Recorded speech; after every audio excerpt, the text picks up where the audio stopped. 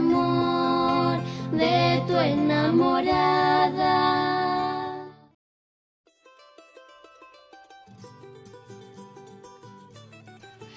El Fondo Solidario de la Red de Actrices Chilenas ha significado para mí un gran soporte emocional, ya que fui beneficiada dentro del primer fondo justo cuando comenzó la pandemia y yo estaba a punto de parir mi primer guaguita.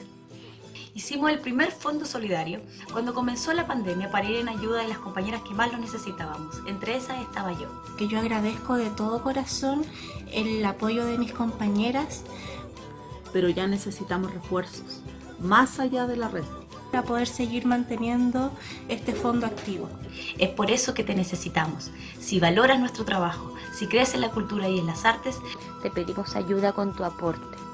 si valoras nuestro trabajo, te pedimos ayuda con tu aporte. necesitamos tu aporte. En este momento necesitamos al público también.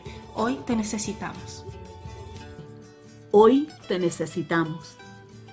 Hoy te necesitamos. Muchas gracias.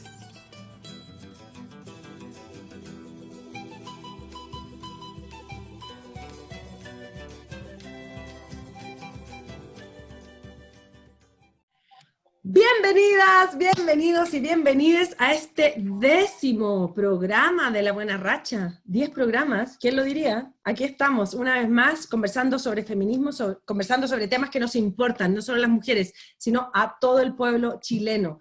El video que veíamos recién les mostraba el 5º Fondo Solidario de RACH, de nuestra red de actrices chilenas.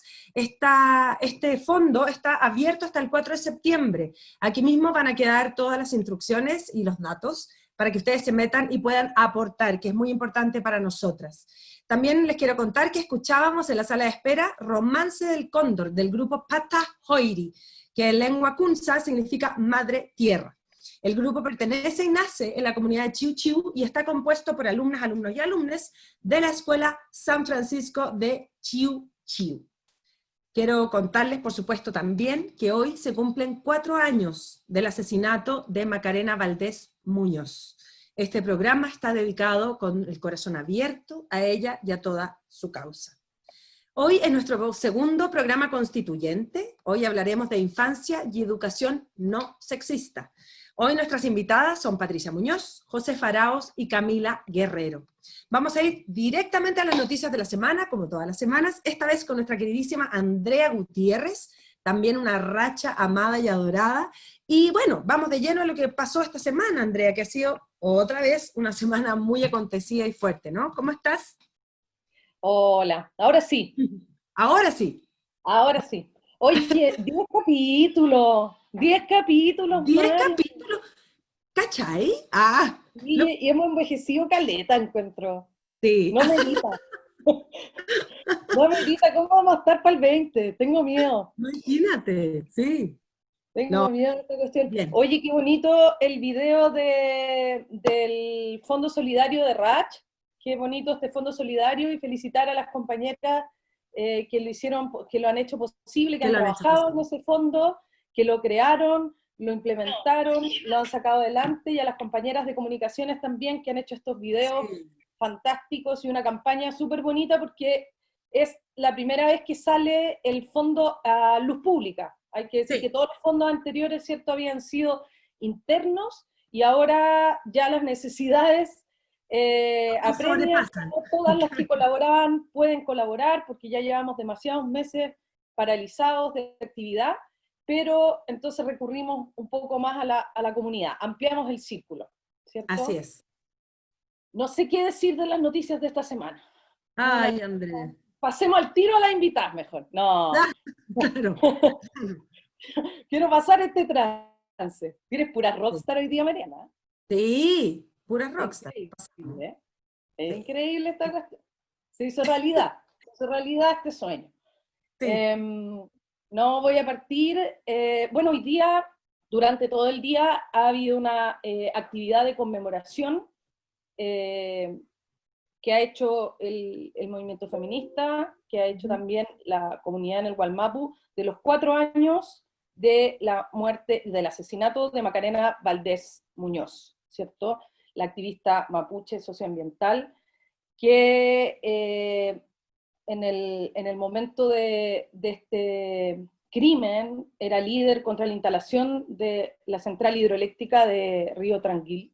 Ujú. Y fue un hecho feroz, tremendo, ¿cierto? Ella fue encontrada, colgada, encontrada por su hijo, estaba su hijo de 11 años y estaba además su hijo de 1 año ahí.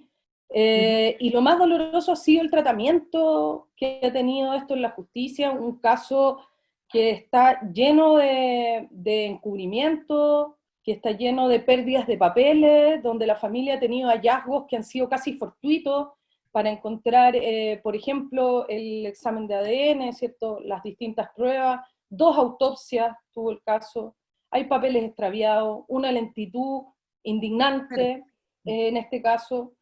Y la verdad es que lo único que podemos decir, y lo que decimos desde Rach, y lo que han dicho las compañeras que han estado en la actividad todo el día, lo que dijo recién el tuitazo, que fue a las 7 de la tarde, es pedir, exigir y seguir reclamando justicia para Macarena Valdés, Así es. y este horrible crimen, cuyas pruebas ya cada vez más nos llevan, ¿cierto?, a que estuvieron involucrados terceros y que esto no fue Sí. un suicidio como se intentó hacer ver. Es importante, Andrea, yo creo que la gente sepa, porque esto está en la Fiscalía de Panguipulli, que el cuerpo de Macarena fue colgado una vez muerto. Eso Así es es, demostrado así es. por médicos forenses, eso es un hecho y es real. Y fue, el único testigo presencial de su muerte fue su hijo, de 1 año 8 meses. Así es. Eso también es real.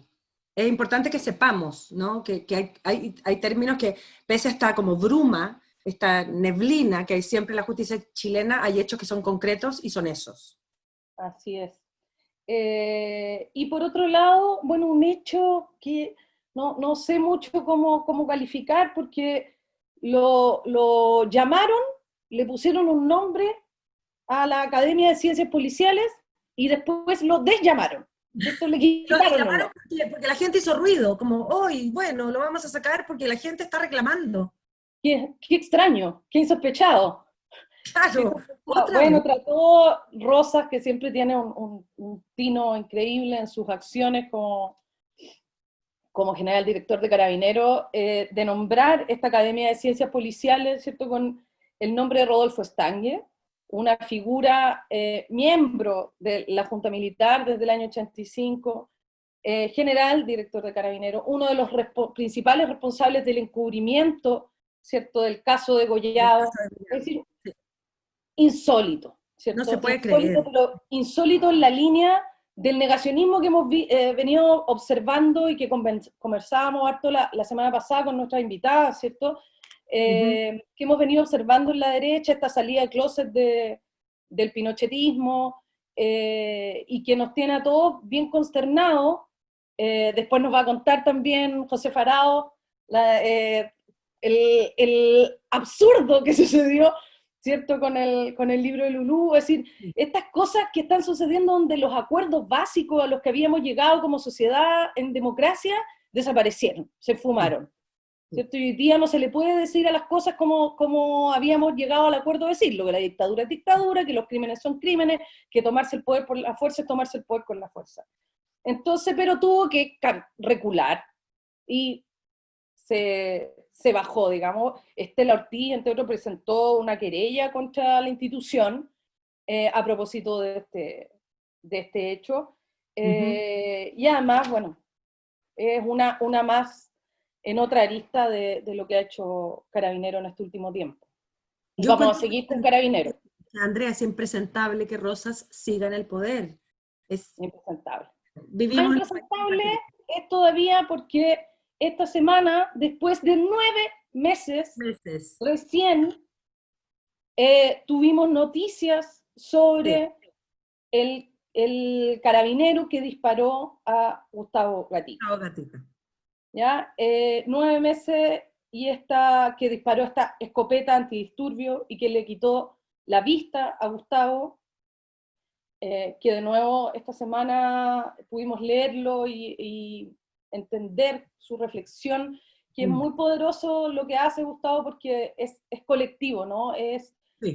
No podemos parar y detenernos en esta búsqueda de justicia a pesar de su propio caso, que este sea el inicio, ¿no? Que este sea el inicio de un proceso donde no vamos a callar y no vamos a quedarnos tranquilos hasta que haya justicia. Sí. Este detenido, Crespo se llama él, ¿no? el Claudio teniente Claudio Crespo, fue trasladado, ¿cierto? Fue formalizado y fue trasladado como en prisión preventiva al Centro de Justicia. Lo más curioso, y hay que corregir al ministro del Interior, es que se habla como si fue dado de baja. Y este caballero no fue dado de baja. A este señor lo retiraron, ¿ya? Y es distinto. Sí, o sea, va a tener pensiones millonarias como todo, claro. Porque un sumario había arrojado que él había tenido un procedimiento inadecuado con su cámara GoPro. Esta famosa polémica de la cámara GoPro permanente que hay con Carabineros, que aparecen las imágenes en los momentos más insólitos y desaparecen las imágenes claras, que había hecho un mal manejo de esta cámara GoPro y las imágenes que tenía. Por lo tanto, se le había hecho un sumario y eso había generado que fuera desvinculado. Entonces, no es verdad lo que dijo hoy día el ministro del Interior, el vocero gobierno, perdón, el vocero, Ya. el señor vocero. Lo hace pésimo el vocero, ¿ah? Lo hace pésimo, yo encuentro, ¿no? Pero ¿qué vocero lo ha hecho bien? ¿Qué ha hecho bien este gobierno, Andrea? No, es que es como la mitomanía del vocero. No, pero es que están acostumbrados a dirigir empresas estas personas. No, Sí, eso pasa, como que no tienen habilidades blandas, no sé, es muy raro, sí. No tienen habilidades, ni blandas, ni Duras ni nada, claro. No, pero es importante este paso. Mucha gente decía, escucha, algo, ¿cierto? Una gota de alivio de que puede ser que vayamos haciendo justicia poco a poco, lentamente, y que en la medida que el tiempo pase y que por supuesto este gobierno se le acabe su tiempo, vamos a poder reparar y hacer una justicia más plena en torno a todos los casos de violaciones de derechos humanos que tuvimos desde octubre en adelante. Otra noticia desconcertante es lo que pasó con el caso de Belén. Habíamos hablado, ¿cierto?, en la conmemoración que hicimos de la marcha por el aborto libre, y siempre lo recordamos, que el caso de Belén, la niña de 11 años que fue violada por el padrastro, que completó su embarazo porque su familia en ese momento declaró que ella estaba en condiciones, digamos, de hacerlo. Y el presidente, Gonzalo Menor, que generó que hoy la actual ministra de la Mujer, Mariana, que fue la que dijo que era una niña valiente. Madura y valiente, sí. Y Sacort, que dijo que su organismo estaba preparado, él que sabe tan bien cómo es el organismo de las mujeres. Y Piñera, que alabó, ¿cierto?, su profundidad y su madurez. Sí, su madurez. Sí. Y la abuela, bueno, la abuela ha declarado, la abuela de Belén, que el Estado abandonó a Belén, cosa que las mujeres y las feministas supimos hace muchísimo tiempo que esto era un abandono. Y a los 3 años, de los 10 años que se le habían dado a este criminal, a los 3 años se le da libertad. El agresor dicen que está a poca distancia, además, de donde vive Belén. Entonces es un caso muy, muy indignante. Hoy día está el nombre del ya, que por mucho tiempo estuvo ocultado, ¿cierto? Daniel Bastidas Soto, que anda por ahí libre, y por supuesto nos trae a la memoria lo que sucedió con Ámbar, y el informe también de Gendarmería era muy claro en el caso del criminal Daniel Bastidas, y sin embargo, nuevamente se le otorga la libertad. Es importante, Andrea, yo creo que hagamos un mini paréntesis y hablar sobre generalmente los violadores y abusadores tienen un súper buen comportamiento en la cárcel, porque ellos, claro, su violencia es de género, es hacia las niñas y mujeres, y ellos tienen buen comportamiento en la cárcel. Entonces, no es anormal, hablando de la justicia chilena, lo hemos hablado en varios programas, que se les den garantías, ciertamente, a ellos para que salgan antes de la cárcel, porque tienen buen comportamiento, porque ellos no van a ser violentos con los hombres. tienen un tema absolutamente vinculado al género. Entonces, efectivamente tenemos que volver a hablar de la justicia con perspectiva de género, que no Así hay, es. ¿no? Entonces nos volvemos a topar con lo mismo. Y es aberrante que un tipo como el violador de Belén, el embarazador de Belén, esté a puertas de estar libre. Así Es, es. No, y además, bueno, lo conversamos, ¿te acuerdas? Con Bárbara Sepúlveda, lo conversábamos también con Constanza y con Camila la semana pasada. Es realmente indignante que además, a la luz de los acontecimientos que han ido sucediendo, ¿cierto? Sea tan parcelado el tratamiento en todos estos casos y no haya una búsqueda, una intención de acoger estas situaciones, como dices tú, con una perspectiva de género. Entonces, y lo que tú dices es tan cierto que él se hizo evangélico dentro de la casa. De hecho, le tenía un seudónimo, le dicen el hermano. Entonces, claro que es violento, claro que es revictimizante, y claro que es abandono, ¿no? Abandono, un abandono total. Así que pésimas noticias, porque cuando sentimos que en algunos casos logramos la prisión preventiva de algunos abusadores, logramos avanzar, vamos, retrocedemos de nuevo. Es una cosa muy a contracorriente hasta que no veamos el cambio estructural, ¿no? sí. Lo otro, bueno, hoy día nos enteramos del femicidio de Norma Vázquez en Linares, en un motel de Linares, por parte de Gary Valenzuela, que además era subteniente de Carabineros, a quien ella había denunciado por acoso laboral, es decir, acoso en el contexto del trabajo, acoso laboral. Y hay algo que me gustaría mucho destacar en esto, Mariana, porque es muy fuerte como uno ve, bueno, uno lee Twitter y todos sabemos, Twitter no es el mundo, decimos no es el mundo, pero igual uno se desalienta al ver cómo se desenfocan estas conversaciones cuando entran a estos espacios públicos, ¿no? A esta arena pública, que es una de las pocas arenas públicas que tenemos ahora que estamos encerrados en nuestras casas. Y es que el foco de esta situación, de este femicidio, ha sido atacar al movimiento feminista, porque se trata justamente de una carabinera. Y este es un crimen machista y patriarcal como el que hemos visto en todos los femicidios, como el que vemos en todos los femicidios. Entonces, es absurdo, socialmente hablando, esta incoherencia que hay y este desenfoque que tenemos de que lo que tenemos que atacar acá, y lo decimos una y otra vez, es girar, ¿cierto?, el foco que hay en torno a cómo se entiende la violencia machista, que es una violencia estructural. ¿Cómo no? Y sabemos muy bien que habita la violencia machista y estructural dentro de Carabineros, dentro de las Fuerzas Armadas.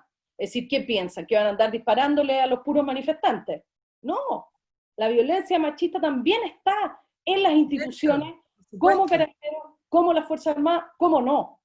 Y por eso también es un buen pie para volver a exigir esta reestructuración de Carabineros. Por esto y cada una de las cosas que hemos señalado sobre ello en las noticias hoy día. Ahí yo estoy leyendo que nos llega un comentario de Karina Pizarro que tiene toda la razón, y lo habíamos pasado, Mariana. La famosa ley Pascua, ¿cierto? Que el abogado que defienda al abusador quiere sacar a relucir la ley que en el fondo relativiza, ¿no? Sí. Lo que es la violación y lo que es el abuso sexual, pero hay que decir que las mujeres en Isla de Pascua están totalmente movilizadas por sacar esta llamada ley Pascua, que protegería, ¿cierto?, a los abusadores y a los violadores. Así que gracias a la Karina ahí por recordarnos eso, pero lo teníamos en pauta, por supuesto. Si es que se vuelve a confundir, ¿no? Esta cosa como de respetemos la cosmovisión de los pueblos originarios, pero claro, o sea, para todo hay un límite, y respetando la cosmovisión de cada pueblo, las mujeres en Isla de Pascua están en llamas y protestando. No es un tema de que nosotros paternalistamente lo miremos de acá. No. No, No, no es así, no, está absolutamente bien. movilizado, Sí. absolutamente movilizada. Bueno, hay dos temas que voy a tocar muy someramente porque para eso tenemos las tremendas invitadas que tenemos. Sí, pues. Y entremos ahí ya a la conversa y todo, porque yo las Sí. veo que me están mirando como ya, vaya, salte, bo. No, Chao. ándate, galla. No. Decir, esta semana se inició, ¿cierto?, la votación de la Ley de Educación Sexual Integral. No se logró concretar la votación de todas las indicaciones, entre otras cosas, porque son 100, ¿ya? Porque ahí el movimiento liderado por Marcela Aranda, que ha hecho un Oye, pero lobby espérate, feroz, Marcela Aranda está contratada por el gobierno como asesora.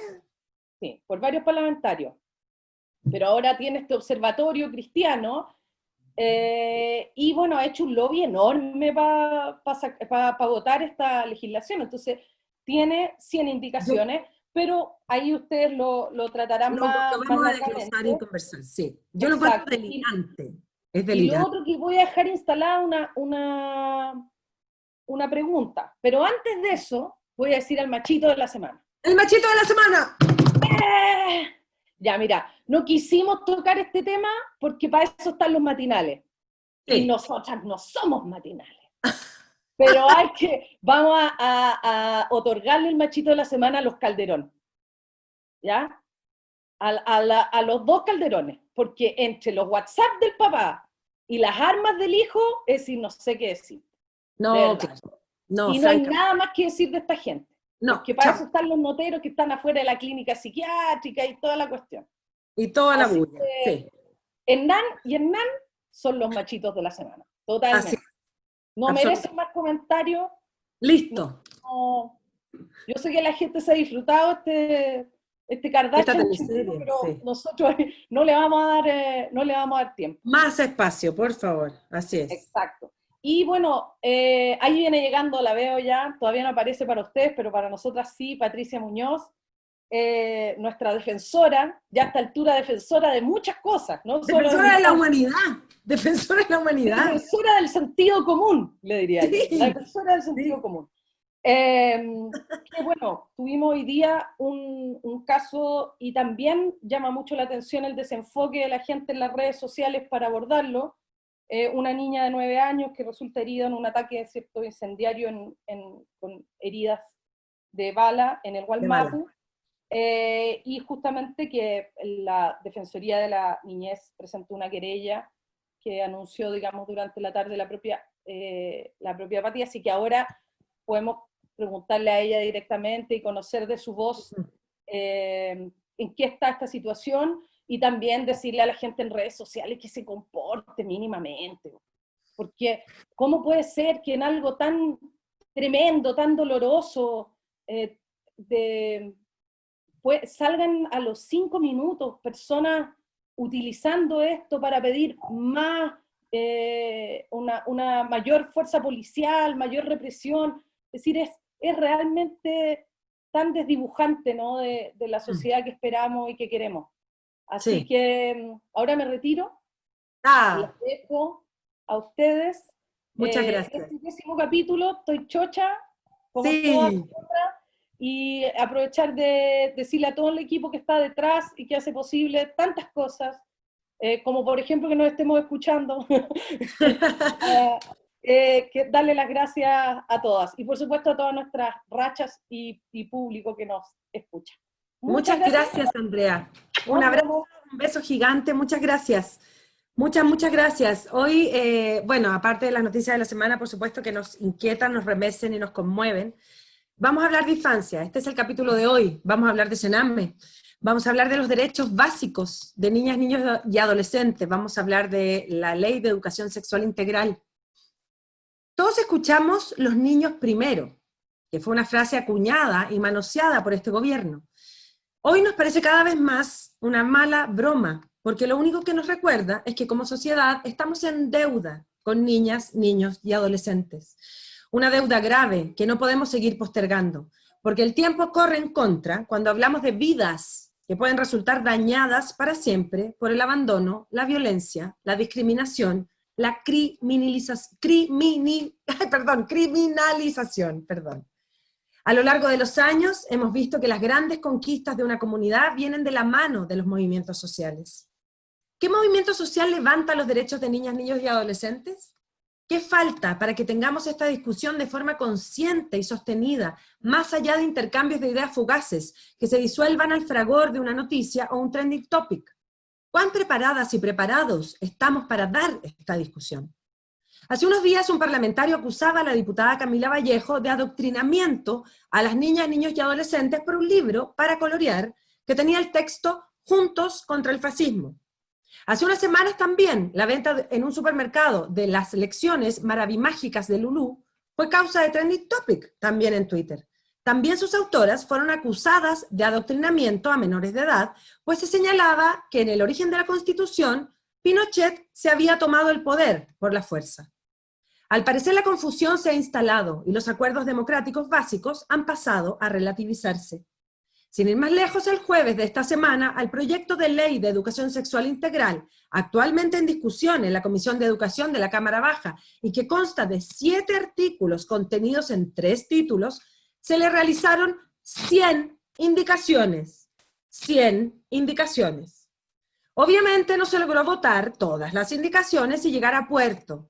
Una ley del todo necesaria que busca establecer un marco normativo general en materia de educación sexual y afectiva, entendiendo que se trata de un derecho humano, cuyo titular son las niñas, niños y adolescentes, contemplando el desarrollo pleno, libre y seguro de la sexualidad, la afectividad y el género, la autonomía progresiva, el interés superior del niño, niña y adolescente y el carácter laico, buscando, entre otros propósitos, prevenir la violencia de género y el abuso sexual, las enfermedades de transmisión sexual y los embarazos no programados, procurar igualdad de trato, respeto y oportunidades para hombres y mujeres, y erradicar las discriminaciones basadas en el sexo, orientación sexual, identidad y expresión de género. ¿Por qué las y los conservadores, encabezados por el Observatorio Legislativo Cristiano y el movimiento Con mis hijos no te metas, han adquirido tanto poder político y siguen frenando este proyecto de ley y negando así el derecho a una educación sexual integral a niñas, niños y adolescentes? Desde La Buena Racha hemos querido abordar este tema en nuestros especiales constituyentes, otorgar desde nuestro lugar la importancia que merece e instalar una conversación que ojalá nos transforme, nos acerque, nos sensibilice y nos active. ¿Cuáles son las falencias de la Constitución actual en cuanto a garantías de protección a la infancia y adolescencia? ¿Cómo trabajamos hoy desde nuestro lugar el feminismo para que esto se movilice, ¿no? Y para que las transformaciones que tienen que suceder ocurran? Para conversar de todo esto, hoy invitamos primero que nada a nuestra racha querida Camila Casanova. Ella es actriz, por supuesto, y está aquí para conversar de este tema, y a nuestras 3 grandes invitadas. Muchas gracias, chiquillas, por estar acá. Ellas son Camila Guerrero Martínez, ella es abogada feminista de la Universidad de Chile y candidata a magíster en Derecho Penal de la Universidad de Chile también. Ella tiene publicaciones en distintas materias relacionadas con género, delitos económicos, y es autora del libro El delito de sustracción de menores en Chile. Actualmente es directora de la Comisión de Estudios de Derecho Penal de ABOFEM. Bienvenida, Camila, muchas gracias por estar acá. También está con nosotros Josefa Arauz Moya, la conocidísima Cotineja, en su cuenta de Instagram, donde encontramos a Josefa explicando un montón de temas, aclarando dudas, el 10% de las AFP, sobre el plebiscito, la Constitución, la paridad y mucho más. Ella es estudiante de Derecho, escritora, autora de la saga de libros sobre Lulú, una niña de 9 años que incluye Lulú quiere ser presidenta, Lulú dice basta, las lecciones maravimágicas de Lulú, Lulú va al paseo de curso, Lulú en vacaciones. Además ella es una de las autoras de Tan linda y tan solita. Todos ellos junto al June Gatí. Y también está con nosotras nuestra ídola nacional, me pongo de pie, Patricia Muñoz García. Ella es defensora de la niñez en Chile, es abogada, magíster en docencia universitaria, diplomada en Derechos y Garantías de Niños, Niñas y Adolescentes en Procesos Judiciales. exgerenta de la División de Atención a las Víctimas y Testigos, exdirectora de la Unidad Especializada en Delitos Sexuales y Violencia Intrafamiliar de la Fiscalía de Chile, exfiscal especializada en delitos sexuales y violentos. Quiero hacer un paréntesis especial, agradecer por supuesto a todas nuestras invitadas, pero en especial a ti, Pati. Gracias por tu tiempo. Sabemos hoy que como tantos otros días y estos últimos tiempos han sido especialmente rudos para ti, y días súper movidos y fuertes. En esta oportunidad, de hecho lo que hablaba Andrea, un ataque incendiario a una niña en el Gualmapu de 9 años, y bueno, por supuesto vamos a hablar de todo ello, y empezar, ¿no? Camila Casanova, nuestra querida Racha, yo creo que vamos Hola, a este tema, ¿no? ¿Cómo estás, Camila? hola Todas. Mariana. Un saludo también a la Andrea, que dejó recién el programa, pero que es una ídola. Un saludo a todas, a todos, a todes, en especial a nuestras invitadas. Josefa, gracias por estar acá. Camila, muchas gracias por venir en representación de ABUFEM. Y Patricia, bueno, un placer tenerte en el panel, muy admirada por cada una de nosotras. Hoy sobre todo tenemos mucho que hablar, y queremos partir hablando y agradecer con esto tu tiempo, Patricia, porque sabemos que estamos viviendo un día en particular muy duro ante esta situación que pasó en Araucanía con una niña de 9 años. Nos vamos a meter de lleno a conversar, queremos partir con esto, para saber qué está pasando, en qué va la querella, por ejemplo. Patricia, me gustaría mucho que nos pudieses de frentón compartir esta información que nos tiene a todas con el corazón en la mano. Hola Camila, Mariana querida, ¿cómo estás?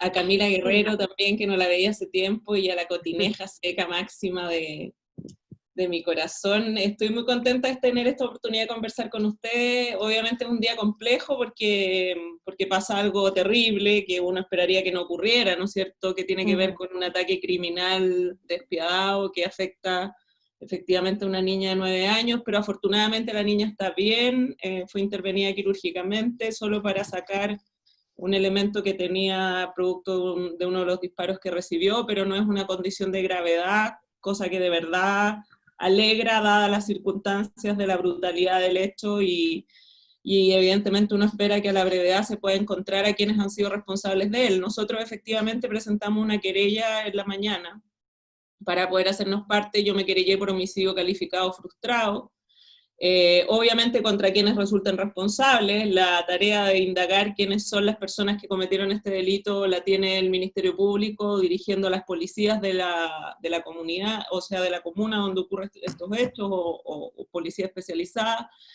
y esperamos que los resultados surjan cuanto antes para que se les pueda imputar cargos y obviamente sean sometidos a la justicia. Acá nosotros hemos sido bastante categóricos y lo decimos cada vez que podemos, que la violencia no puede ser ningún mecanismo válido, y menos si aquella afecta a niños, niñas y adolescentes, independiente de cuál sea el origen, pertenencia del niño, niña, adolescente, y ese es un tema fundamental.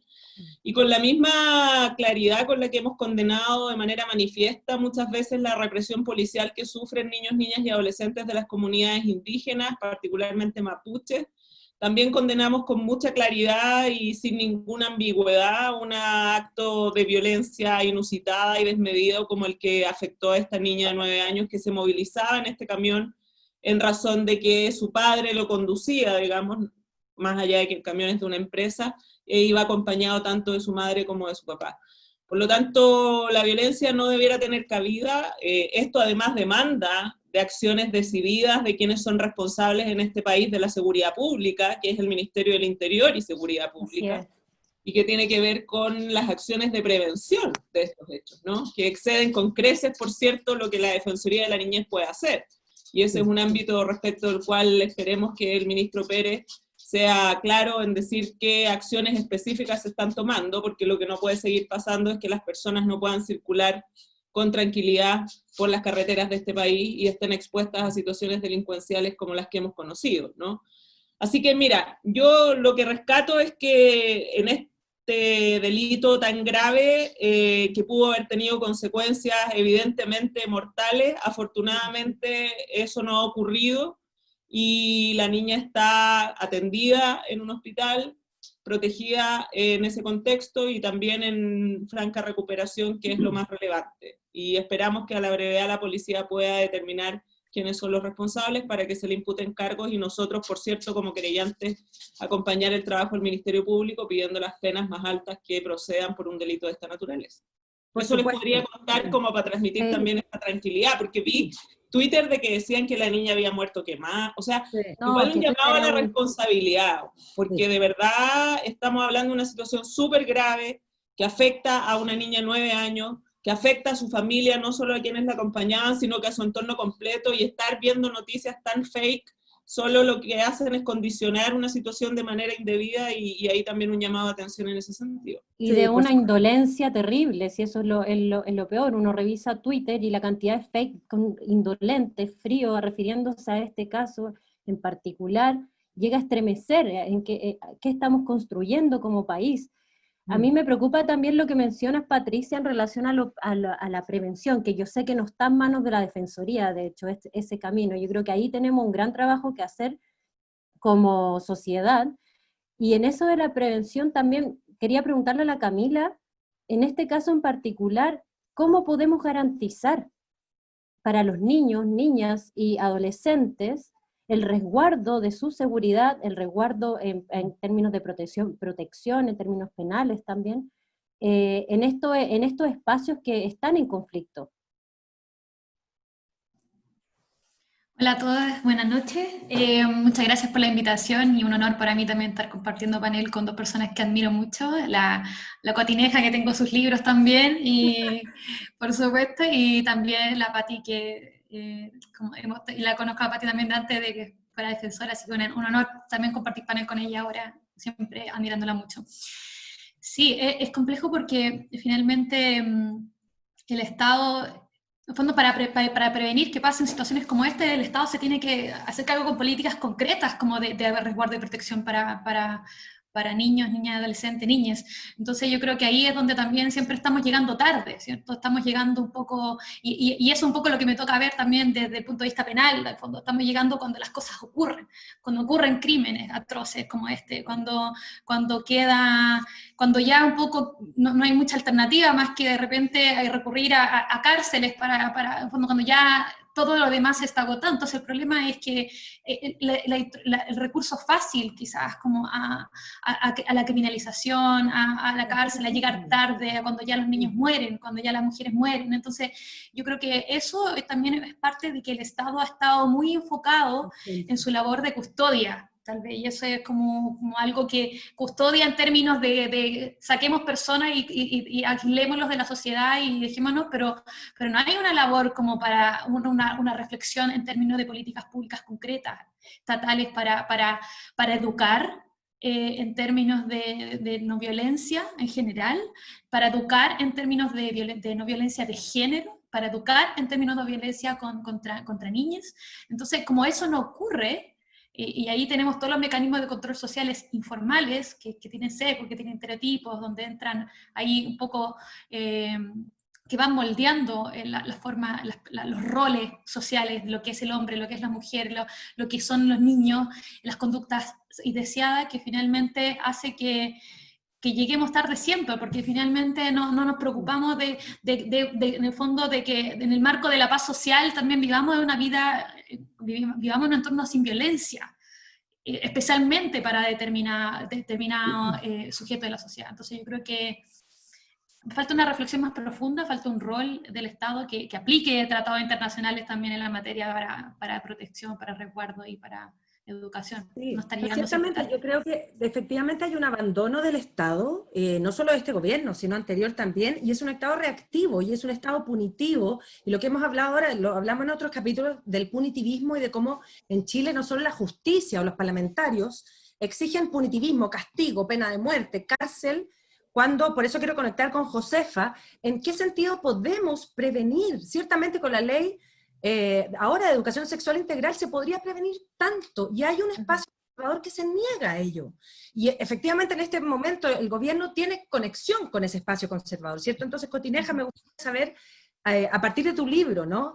Que nos cuentes un poco de qué se trata, y para que la gente que no lo conoce, pero cómo a través de la infancia podemos hablar no solo de adultocentrismo, sino también cómo se puede prevenir. Efectivamente hay un tema formativo, ¿no? Me gustaría saber tu opinión al respecto. Claro, primero agradecer la invitación a este espacio, estoy muy contenta de compartir con todas. Y lo que buscamos hacer con Yun y los libros de Lulú es educar en todos estos temas contingentes, temas país, sobre todo últimamente con la educación cívica, porque notamos que existe un vacío. O sea, nosotros salimos del colegio igual hace relativamente poco tiempo y yo me vine a enterar de todas estas cosas. Me vine a enterar de todas estas cosas recién en la universidad. Recién estudié derechos humanos, por ejemplo, cuando estaba en constitucional en la U. Y eso no puede ser, no podemos crecer sin una cultura de derechos humanos, eso es peligroso. Sí. Es peligroso en muchos sentidos. O sea, yo creo que, por ejemplo, esta respuesta punitivista a todo evidencia que no tenemos una cultura de derechos humanos. Sobre todo últimamente que la institución de la cárcel está siendo muy, muy cuestionada. Y volviendo al tema de la educación sexual, es importantísimo entender que la educación sexual es entender cómo nos relacionamos con nuestro cuerpo, con el cuerpo ajeno, establecer límites, y eso sirve para prevenir abusos sexuales, para detectarlos también y saber qué hacer frente a ellos. Y también me preocupa mucho que la política del gobierno sea acercarse a estos sectores más conservadores, porque tenemos que cuestionarnos también qué es lo que este gobierno busca perpetuar acercándose a estos sectores. Y pucha, parece que se quedaron bastante atrás porque todavía no se dan cuenta de que el Estado debe estar separado de la Iglesia, pero bueno, ahí les vamos a dar una señal de humo. Sí, parece que no lo logran, es impresionante, impresentable también que un Estado tenga que estar aprendiendo constantemente a una sociedad civil que grita desesperadamente por una educación sexual, una educación desde la primera infancia en torno a todos los temas. O sea, a mí me sorprende pensar que la respuesta ante esta saga de las lecciones maravimágicas de Lulú, la respuesta sea que hay un adoctrinamiento, por favor.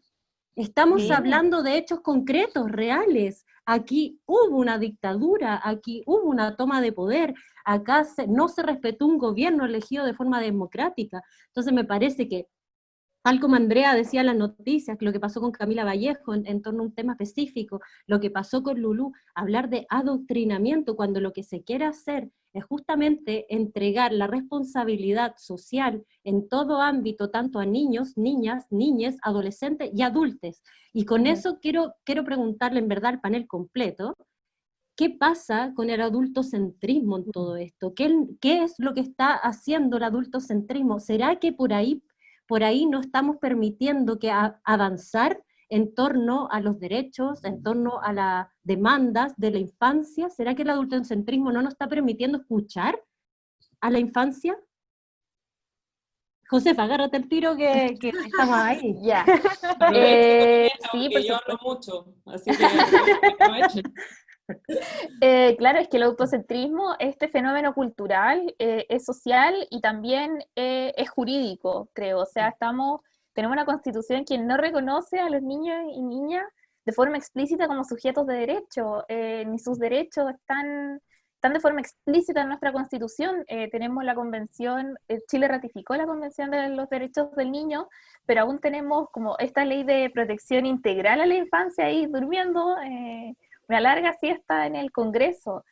Entonces, igual es un reflejo de la cultura que tenemos, que no reconoce a los niños y a las niñas, que los silencia, no tienen derecho a opinión, no tienen derecho a la información, no conocen ni siquiera sus propios derechos. Entonces, tampoco le estamos dando el espacio, creo, para expresar todas sus inquietudes. Y a nosotras igual nos ha tocado mucho vivir este adultocentrismo, porque a pesar de que ya no somos adolescentes, siempre se nos trata como tales, pero en el sentido de que nos tratan de forma muy condescendiente. Y no me quiero ni imaginar a cómo tratan a todas las chiquillas que participan en iniciativas como Tremenda, Buena Muj y todas estas organizaciones de niños, porque no se les toma en serio. Entonces es bastante triste que ni el derecho ni la cultura se esté haciendo cargo del adultocentrismo. No, y entender, yo creo, no sé, a lo mejor la gente que nos está viendo, el término adultocentrismo sea súper concreta. Un ejemplo, si tu madre es Marcela Aranda, ¿cuál es tu derecho a ser niña, niño, adolescente o niñe, no? O sea, ¿en qué sentido por eso siempre volvemos a lo mismo, chiquilla, en cada programa. ¿Cuál es el rol del Estado? Finalmente, ¿cuál es el rol de las instituciones del Estado, de cómo se hace cargo un Estado de todos sus ciudadanos y ciudadanas? Y por supuesto hablando de los niños. Entonces a raíz de eso quiero leerles cortamente un par de comentarios. Bichita Show dice que la clave está en programas en los colegios. A los colegios el programa se los manda el Ministerio de Educación, ¿no? El Estado, ¿no?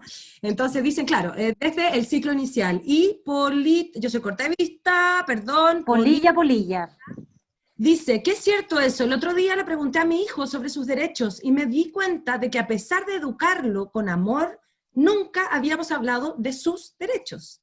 Wow. Rosario Mary dice, terrible el adultocentrismo y la niñefobia. Esto que no, yo quiero para que la gente entienda también que no se crea que es como libertad para los niños, como que hagan lo que quieran, no tiene que ver con eso. Vuelvo a insistir que tiene que ver con un Estado que en Chile en particular, Patti, quiero tomar contigo, no se ha hecho cargo. No se ha hecho cargo, y vamos por supuesto a indagar en el tema del Sename, que claro, todos decimos, no más Sename, ¿y qué hacemos si no es el Sename? ¿Cuál es el camino? ¿Cómo? ¿Crees que hay que reestructurarlo todo? Yo creo que sí, pero no sé cuál es tu opinión al respecto. Mira, yo creo que de alguna manera todas han expuesto algo que trasunta en este tema. La educación en derechos humanos es fundamental porque si tú lograras formar con enfoque de derechos humanos desde que nacemos, evidentemente te comprometes con una construcción de una sociedad que pone en el centro a la persona y sus derechos y que no la considera ni objeto ni nada por el estilo.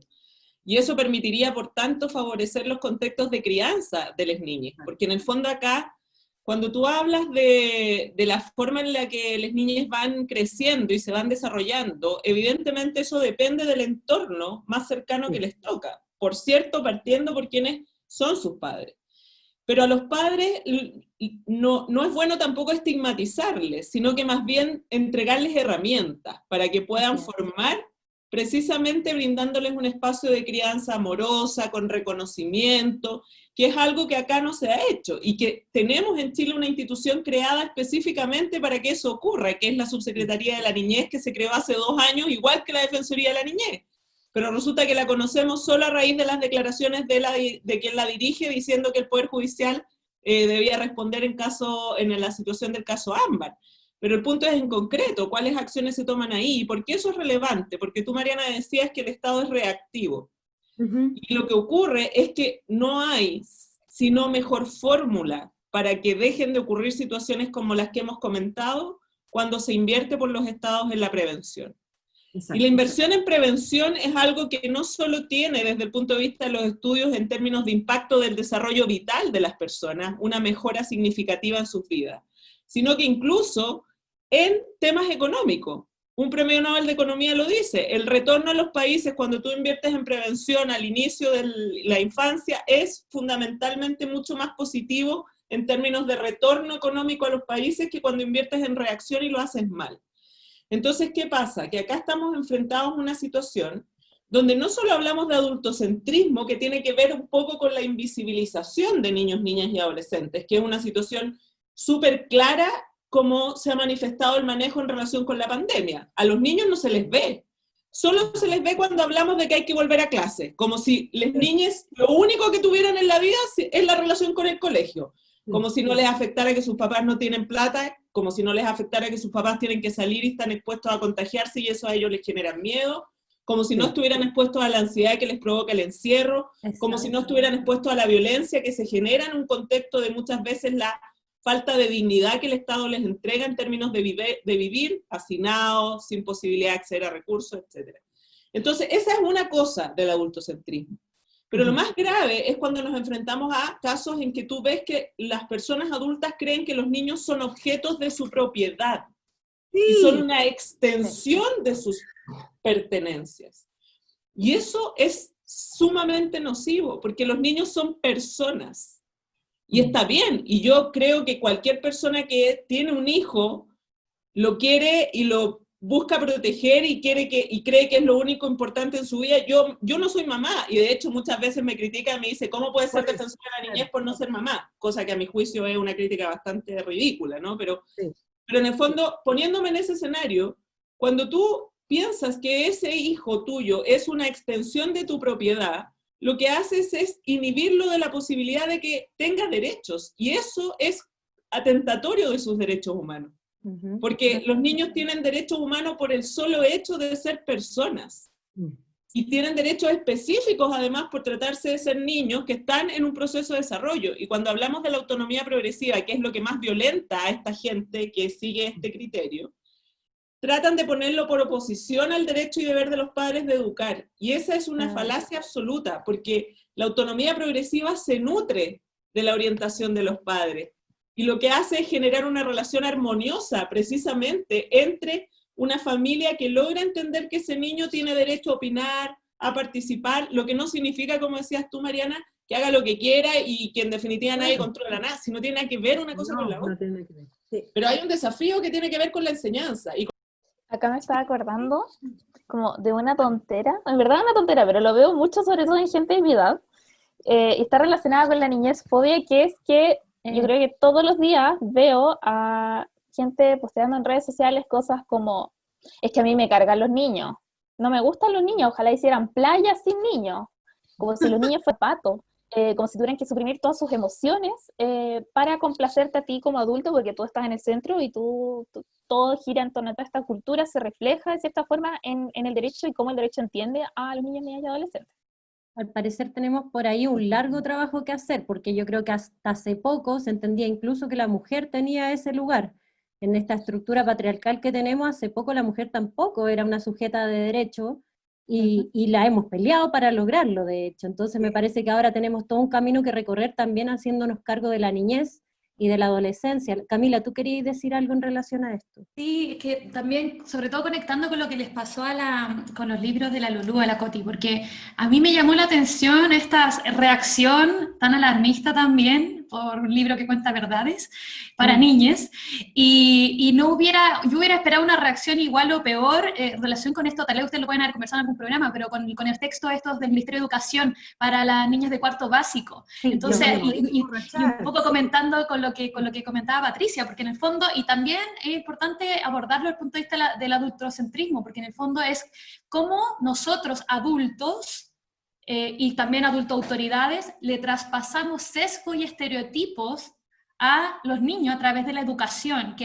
y después nos cuestionamos de que hay tantos violadores, pero en el fondo, en ese texto se hablaba y se le enseñaba a niñas de cuarto básico que por estar embriagadas podrían ser víctimas de un ataque sexual o violación. Entonces, yo hubiera esperado ahí una reacción alarmista de, estamos adoctrinando niños, sí, pues lo estamos adoctrinando, le estamos enseñando que las víctimas que las mujeres son las víctimas de violación. Entonces, ahí también la importancia de, yo creo que en el fondo la responsabilidad del Estado también, y cómo el Estado además, no solo no haciendo contribuye, sino que haciéndolo mal también contribuye. Oye, Camila, vamos a retomar. Sí, Mari, no sé si alcanzas vamos a retomar. En muy poquito vamos a retomar. En muy poquito rato, a la gente que nos está escuchando, hacemos una pequeña pausa, 2 o 3 minutos, para retomar por este tema del Instagram, que se corta cada cierto tiempo, y seguimos con la conversación.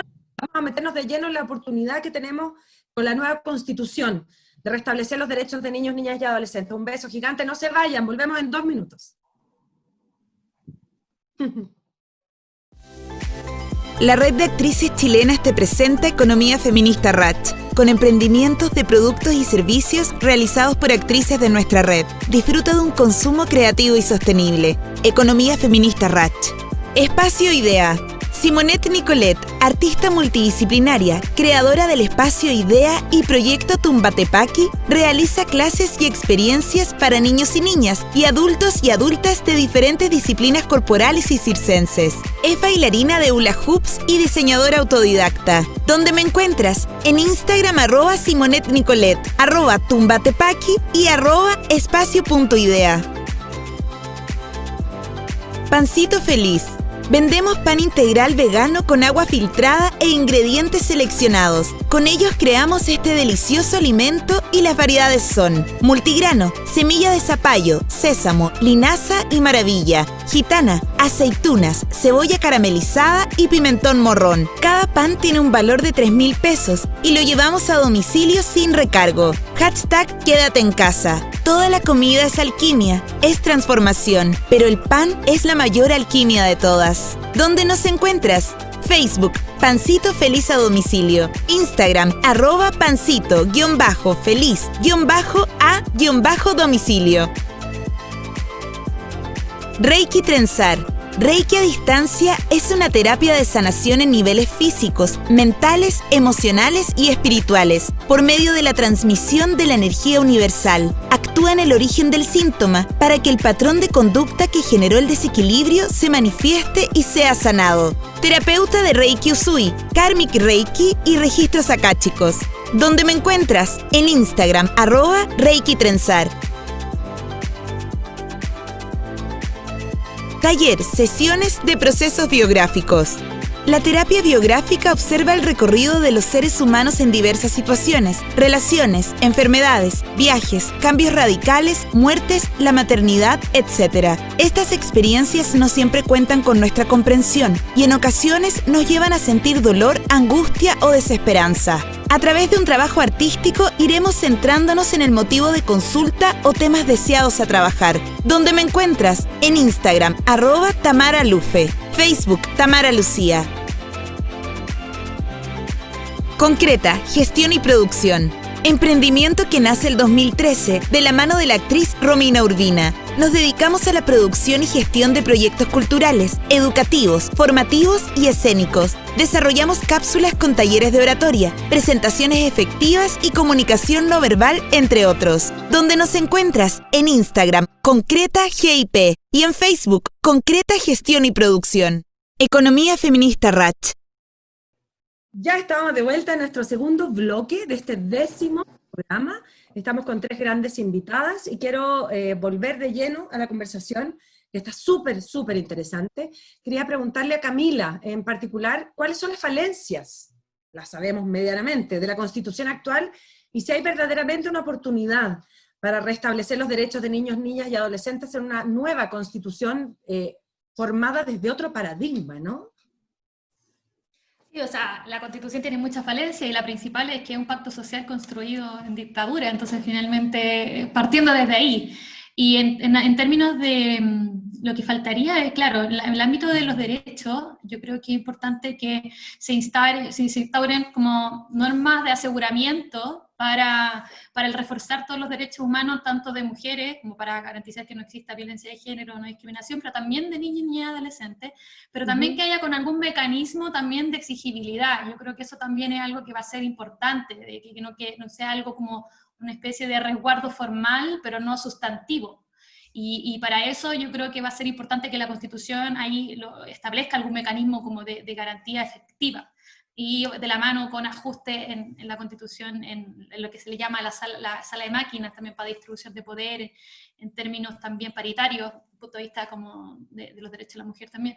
Y yo creo que haciéndolo así, eso permearía también a políticas públicas, concretas, porque eso podría ser exigible si está así en la Constitución, no solo para leyes, sino que para ministerios, políticas públicas concretas de prevención, y un poco conectando con lo que había comentado antes de que nos fuéramos a la pausa, es que por lo mismo a mí me llamó tanto la atención la reacción que hubo con el libro los libros de Lulú, porque no hubo tal reacción en los casos de este libro, texto para cuartos básicos, ¿cierto? Donde se establecía ahí desde el adultocentrismo, desde los sesgos del adultocentrismo, como el hecho de que las niñas o mujeres estuvieran alcoholizadas podría incidir en que sean víctimas de delitos sexuales. Entonces, ahí y podemos ver que el Estado no solo desprotege a los niños cuando no hace nada, sino que cuando lo hace mal también los desprotege, y eso es un ejemplo claro, y tal vez la Constitución en el fondo, como carta magna para hacer en el fondo una hoja de ruta, debiera establecer derechos y debiera establecer un mecanismo de resguardo para que no queden en papel, sino que también fuera una protección efectiva. Claro, tenemos que pensar claramente que la Constitución es nuestra carta fundamental desde donde se pueden desglosar todas las posibilidades de políticas públicas. Entonces, si ya de frentón tenemos una que está arrojada con un sesgo de dictadura, en la cual tenemos todo esto del adultocentrismo, del patriarcado encima de ella, va a ser imposible generar un cambio de raíz de lo que de todo lo que ya se ha ido construyendo en este país. En ese sentido, sucede que esta idea de este signo del no más Sename funciona como un grito desesperado, pero que también entendemos que qué creamos cambio del Sename, como qué proponemos en reemplazo del Sename. Patricia. Sí. Mira, lo que pasa es que esto es un poco circular, esta discusión, pero se relaciona con lo que yo les decía al inicio. Tú no sacas nada de tener un servicio, aunque funcionara magistralmente, que sería muy bueno, cosa que no es, por cierto, Sename, si no te preocupas como Estado de una obligación inicial, que es prevenir que los niños sean vulnerados en sus derechos. Exacto. ¿Qué quiero decir con esto? Que hay que tener un servicio especializado en la intervención de niños que han sido vulnerados en sus derechos, sí. Sí. ¿Que eso es urgente? Sí. ¿Que el Sename no es capaz de satisfacer esa obligación del Estado? Sí. ¿Que por lo tanto deben responder cuando no son capaces de hacerlo? También. ¿Que han respondido? No. ¿Ya?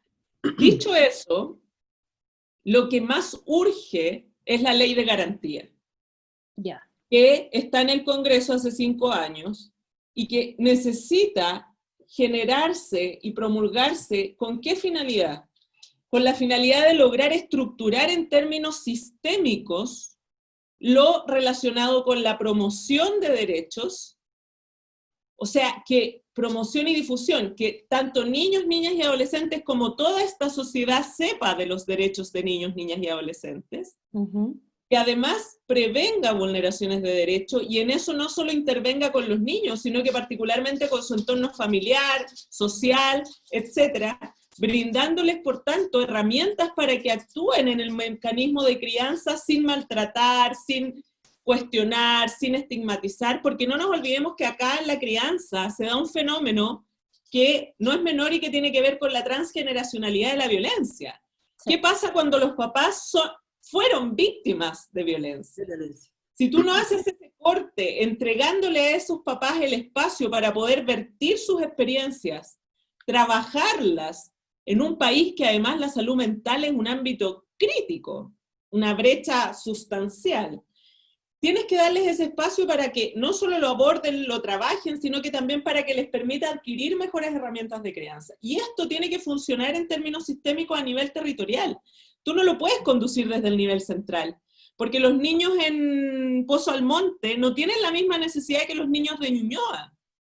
Y podría citar el niño de Coyhaique, que tiene que andar a caballo no sé cuánto para llegar a tal lugar, o el niño de una comuna de la periferia de Santiago, que tiene privaciones o de privaciones en otros ámbitos. Entonces, esa ley urge por eso, porque es una responsabilidad. El punto es, y lo que a nosotros y a mí particularmente me molesta, habiendo sido toda mi vida funcionaria pública, es que cuando uno ejerce una función pública uno tiene una responsabilidad que es hacer la pega en el aquí y ahora, independiente de las condiciones que existan. Y por lo tanto hoy día ya tenemos una institución que es responsable de la prevención de las vulneraciones, que es la Subsecretaría de la Niñez, y tenemos un servicio como el Servicio Nacional de Menores al que se le ha incrementado en 8 años un 105% el presupuesto. Por lo tanto, uno espera que haya acciones acordes a las exigencias legales que ambas instituciones tienen. Porque lo que no puede ser una excusa de esas instituciones es que estamos esperando que se cree el nuevo sistema. Porque si el nuevo sistema sale en 3 años más, ¿qué explicación le damos a los niños que están siendo víctimas de situaciones en este tiempo?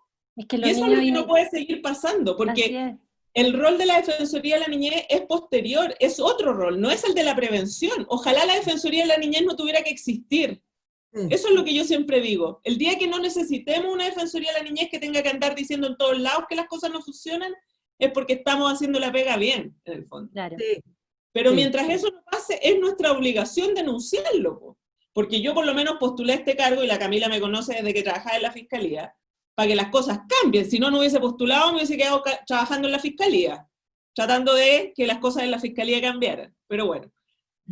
Por lo tanto, acá el statu quo es lo que no se puede mantener, ¿te das cuenta? Entonces, en ese sentido, ¿hay que hacer estos cambios legislativos? Sin duda, pero en paralelo hay que trabajar, y hay que mostrar que efectivamente lo que se trabaja tiene incidencia en la vida de los niños, niñas y adolescentes.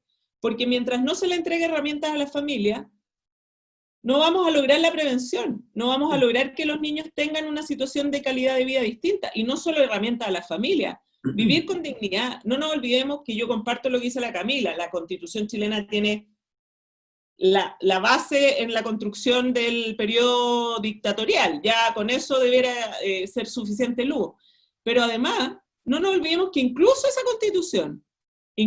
Constitución dice que el Estado está al servicio de la persona humana. Claro. Por lo tanto, lo que yo siempre digo, o sea, quienes avalan y quieren que la Constitución se cumpla, mientras sea Constitución de este país, pues bien, yo exijo que el Estado chileno esté al servicio de la persona humana, y eso implica estar al servicio de niños, niñas y adolescentes. Y cuando los niños no tienen acceso a agua, no tienen acceso a comida, no tienen acceso a poder educarse, esa es vulneración de derechos humanos, y el Estado se tiene que hacer responsable. Entonces, es un tema bien profundo, pero que se minimiza porque los niños no votan. Por lo tanto, no hay ningún aliciente de la gente para hacer cosas específicas en relación con los niños. Y ahí también hay un desafío desde cómo se construye, si es que gana el apruebo efectivamente una nueva Constitución, que sea un reflejo necesario de las exigencias que el Estado tiene que cumplir a través de generar mecanismos suficientes para que los niños ejerzan efectivamente sus derechos, que es el deber del Estado chileno: respetar, promover y garantizar los derechos humanos de las personas que viven en Chile. Y eso implica acciones pasivas, no vulnerar derechos, no andar pegando escopetazos en los ojos de las personas, no vulnerar derechos humanos, pero también implica acciones positivas, o sea, acciones efectivas dirigidas específicamente a las poblaciones más vulnerables. Cami Casanova Rach, me voy a meter en un tema escabroso que no estaba en pauta, pero quiero hablar de la ley de aborto. Perdón que me meta de bajo, pero cuando hablamos de prevención, a lo mejor me estoy escapando con los tarros, pero ¿no les parece que ciertamente podríamos hablar de una nueva sociedad si solo hubiera hijos deseados? Cuando hablamos de prevenir, yo sé que me estoy metiendo a lo mejor en la pata de los caballos, pero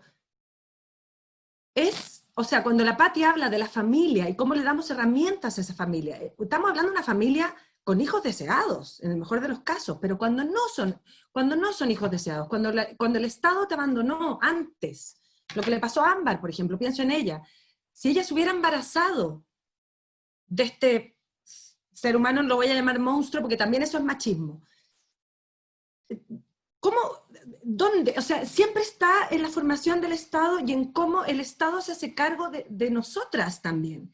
Y de cómo finalmente el rol recae básicamente en las mujeres, de educar, de amamantar, de parir, no sé si me explico. En ese sentido me gustaría que ahondáramos un poco. ¿Dónde está la madre del cordero? Finalmente lo que dice la Pati. O sea, no debería haber una defensoría de la niñez si hubiera solo hijos deseados. Y yo sé que es un tema escabroso, porque mucha gente ahora va a decir, pero ella quiere asesinar. Siempre nos han tildado de asesinas o no sé qué. Estamos hablando de un tema de salud pública y de un tema de salud mental también. ¿Cuán distinto sería Chile con hijos deseados? No quiero sonar, por favor, no quiero sonar fría ni al respecto, pero ¿cuál es la madre del cordero finalmente? ¿Quién se hace cargo de esto? Porque claro, estamos hablando de cuántos niños hay en el Sename, cuántos niños y niñas abandonadas, que los conservadores de los que hablábamos al principio, les gusta hacerse cargo de estas belenes de 11 años y decirles que son maduras y están preparadas, pero una vez que paren esas niñas, se olvidan. Esos niños paridos por madres o niñas, se olvidan. El Estado se olvida de esos niños y están en el Sename. Entonces, ¿dónde reformamos? ¿Desde dónde se hace cargo el Estado como tal para transformar todo esto? Desde el amor, lo digo, chiquillas, desde el más profundo amor. No quiero responder, porque me parece que es un tema que genera mucho resquemor. O sea, también pasa, Mari, que genera mucho dolor también, el hecho de asumir que tenemos instituciones que en algún momento han hecho que niñas de 11 años estén pariendo, por no permitir abortar, como la realidad de muchas mujeres, niñas embarazadas, y muchas de ellas tras un abuso sexual, una violación sexual, que eso empeora todo el tema. Entonces me parece que lo que estáis planteando, Mari, está muy arraigado en el tema de educación sexual, Pero ahí me pregunto, ¿qué pasa entonces con el proyecto de educación sexual integral? ¿Cómo puede ser que le pongan 100 indicaciones si vemos este tipo de asuntos que la Mari está en este momento trayendo a la mesa? Camila. Y que yo creo que hay otras cosas que se van como mezclando, ¿cierto? La discusión, porque están conectadas. O sea, primero, que también desde el punto de vista jurídico, también tenemos el derecho, siempre se ha metido en la sexualidad de las mujeres, como que nos quiere controlar la sexualidad en general, siempre. El Estado a través de las normas, ¿cierto? Primero.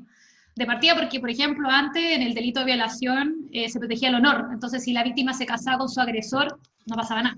Entonces al final no se protegía tanto la libertad sexual de ella, porque el honor estaba salvaguardado, porque ahí el temor era que quedara embarazada y tuviera un hijo no matrimonial en esa época. Entonces luego tenemos un Estado que, cuando nosotros vivimos en sociedad, igual hay un concepto como que en derecho se entiende que las personas, el Estado no le puede exigir muchos deberes de solidaridad para con otros en términos de que el Estado te obligue a hacer algo por el otro. El Estado no nos puede obligar a andar de superhéroes, ¿cierto? Porque por algo nosotros le vamos delegando esas labores o tareas como tal vez a otro organismo, policías para prevenir delitos, como funcionarios para ver el orden público. Entonces como que no hay deberes como de solidaridad, como más que no te exige el Estado que uno ande de superhéroe por la vida. Pero en el caso de las mujeres que se embarazan, es raro, porque es como un deber de solidaridad extremo, es como tú tienes que ser madre, y como que se le exige, y esa exigencia que le hacen que el Estado tiene con la mujer, de tener hijos a toda, ahora tenemos, por supuesto, con los avances que han habido, tenemos las 3 causales, pero que hasta esas no se aplican muchas veces, vemos todas las barreras para que se apliquen, pero ese deber de solidaridad extremo que existe, no hay otro igual, no hay otro igual, por ejemplo, para hombres en otro aspecto, no existe, es como esa exigencia de tener el hijo a todo evento, y cómo eso se contrapone con que si vas a exigir eso, bueno, tenéis que aplicar educación sexual desde antes para que las personas también puedan saber y en el fondo no crezcan con el porno que tenemos de algunas páginas, que obviamente hay porno feminista y todo, no voy a entrar en eso, pero sí, la mayoría de los jóvenes entran y aprenden educación sexual, los niños pues con porno, entonces en el fondo, y las niñas muchas veces no tienen ningún tipo de cercanía, y si en la escuela no se le enseña, y si el Estado no invierte en educación sexual, y si a poco el Estado no invierte en educación sexual y el Estado no tampoco brinda de manera mucho más abierta y mucho más asequible para todo método de anticoncepción, entonces ¿cómo exigimos después este deber de solidaridad extremo de tener un hijo a todo evento? Ese sentido, claro, me parece fundamental lo que Josefa hace con su trabajo como escritora, porque al final eso pasa, la sociedad civil nos terminamos haciendo cargo de lo que debía hacerse cargo el Estado, a través de todo lo que estamos hablando con Patricia, también en relación a lo preventivo, en relación al educar. Acá se trata de transmitir una información desde desde el núcleo, que es la familia, hasta ya instituciones que sostengan la prevención y garantización de los derechos de niñas, niños y adolescentes, sobre todo en este ámbito que es tan delicado, el tema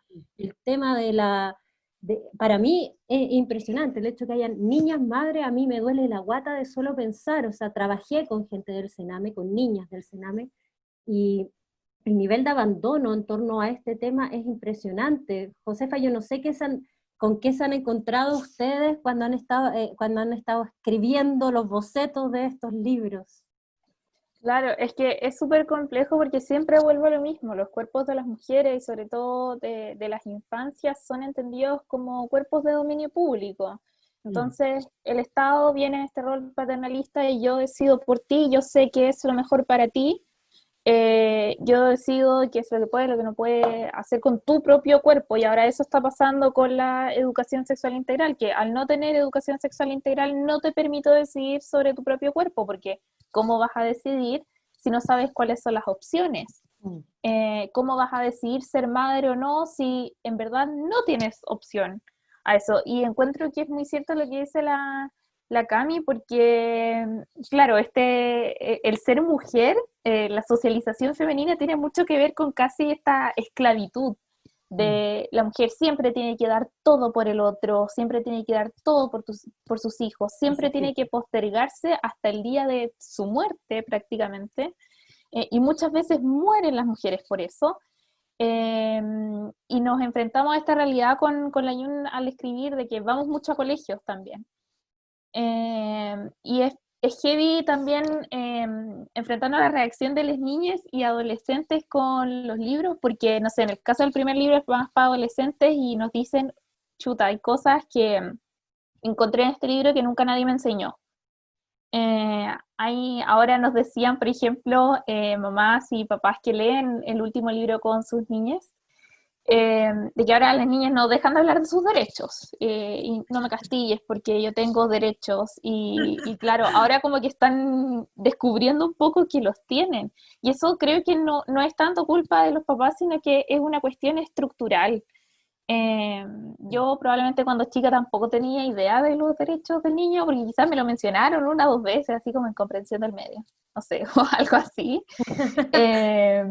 Pero en la televisión, el currículum oculto también, la forma de trato, como esta forma jerárquica que está en el colegio, que el colegio también es un método, una forma de control social.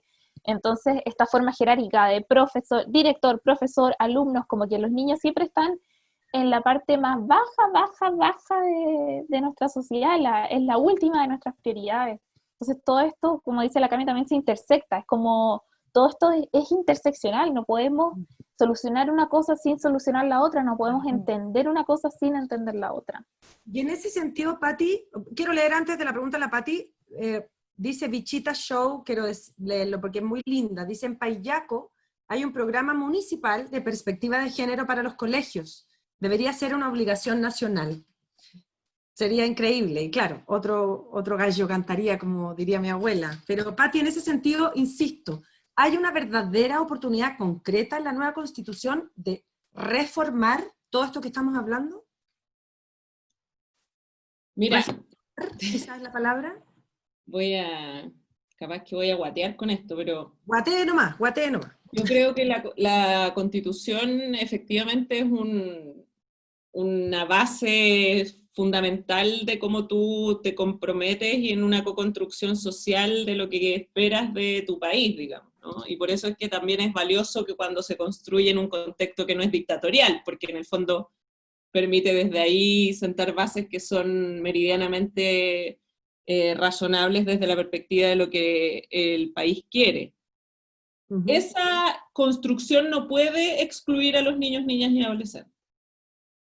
O sea, yo sé que las mujeres hemos logrado que la Asamblea Constituyente de ser votada sea paritaria, pero no se aboga de la misma manera porque niños, niñas y adolescentes tengan espacios de participación efectiva.